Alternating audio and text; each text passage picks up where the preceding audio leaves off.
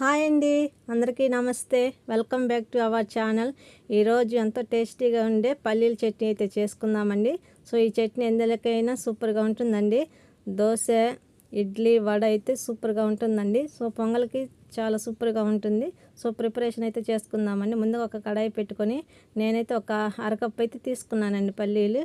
So ఇవి పైన పచ్చి వాసన పోయేంత వరకు అయితే మనం లో ఫ్లేమ్లో పెట్టి వేయించుకుందామండి.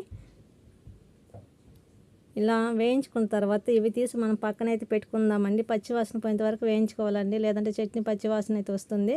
సో ఇప్పుడు అదే కడాయి పెట్టి నేను 10 నుంచి లేదా 15 పచ్చిమిరపకాయలు అయితే తీసుకున్నానండి. సో ఇవి కారం లేవు కాబట్టి నేను ఎక్కువ అయితే తీసుకున్నానండి. ఇప్పుడు ఒక టేబుల్ స్పూన్ ఆయిల్ అయితే వేసుకొని పచ్చిమిరపకాయలు అయితే బాగా వేయించుకుందామండి. సో మనకు తొందరగా వేగాలంటే ఇలా మూత పెట్టి వేయించుకుందామండి.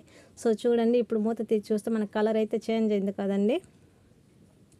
సో మళ్ళీ